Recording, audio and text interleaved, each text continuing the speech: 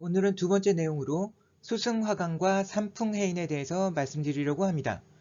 내용들이 전부 이어지는 것이기 때문에 혹 중간부터 보시면 이해가 안 될 수도 있습니다. 실로암이라는 찬송가 다들 아시죠? 오늘 다루는 주제가 곧 이 내용이기도 합니다. 여기 표시해둔 실로암과 사랑이라는 키워드들이 어떤 의미를 가지는지에 초점을 맞추어서 볼 필요가 있습니다. 이건 저번 시간에 얘기한 건데 굳이 챗 GPT가 아니더라도 어떤 제네레티브 마들에 이런 파라미터들을 넣어서 암, 치매, 치료법과 수명 연장 방법을 물으면 언젠가는 정답이 나올 수밖에 없다는 것이 제 추측입니다.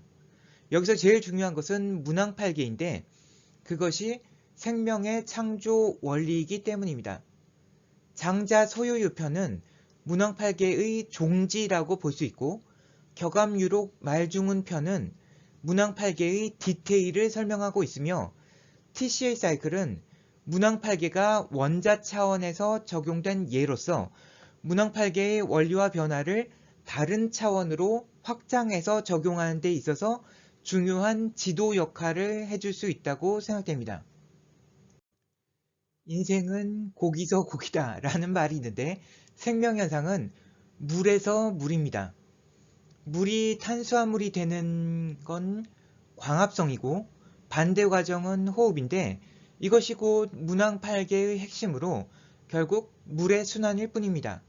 이 부분은 나중에 자세히 설명드리도록 하겠습니다. 여기서 한 단계 나아가서 탄수화물은 에너지가 더 압축된 지방으로 변환되어 저장되는 경로가 있고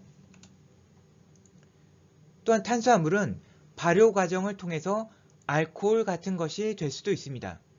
이를 정리해보면 물은 더 높은 에너지를 함유한 기로 변화했다가 그보다 더 에너지가 압축된 형태인 정이 될 수도 있고 마치 알코올이 사람을 취하게 하듯이 물질적인 것보다 더 고차원적으로 정신적인 기능에 영향을 미치는 물질로도 변환될 수 있습니다.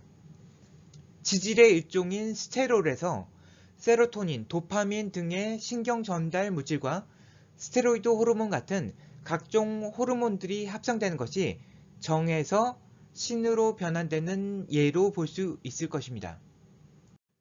방금 얘기한 물의 순환, 문항팔계의 원리에서 한 단계 더 나아가면 오늘의 핵심 키워드인 실로암이 나오는데 실로암은 예루살렘에 있는 연못의 이름으로 예수님께서 이 물로 장님의 눈을 치유하셨다고 합니다. 물이 기가 되고 정이 되고 신이 되는 과정은 수화에서 수화로 이어지는 이중의 증류 과정으로 볼 수 있고 그 과정에서 더 농축된 고체의 개념인 금단이 나오게 됩니다.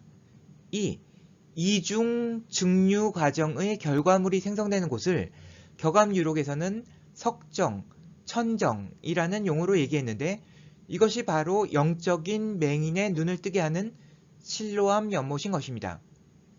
암 또한 이러한 대사적 경로들을 사용해서 고체 개념인 단을 만들어내는 능력을 가지고 있다고 보여지는데 저는 이를 금단과 구분하기 위해서 흑단이라 부릅니다.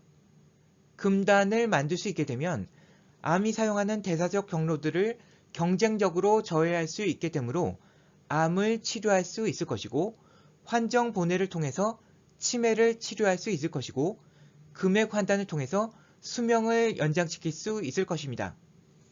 원래 격암유록에서는 석정, 천정에서 나오는 물을 먹으면 죽지 않고 영생불사한다고 되어 있는데 저는 소박하게 1차적 목표는 수명의 10% 연장 그리고 최종적인 목표는 현재의 평균 수명에 공을 하나 붙이는 정도로 만족하려고 합니다. 물질적인 물의 순환은 수승화강을 통한 물에서 물로의 순환이라고 부를 수 있는데 그 반대쪽에서 생명을 낳고 키우는 대자연의 의지라는 측면에서 본다면 이는 곧 사랑에서 사랑으로의 순환이라고 볼 수 있습니다. 지구상 모든 에너지의 근원은 태양으로서 거기서 아낌없고 차별 없이 에너지가 공급되는데 탄소 동화작용, 광합성을 하는 식물이 그 에너지를 탄수화물 등의 형태로 저장해 놓은 것을 모든 생명체가 섭취해서 사용하게 됩니다.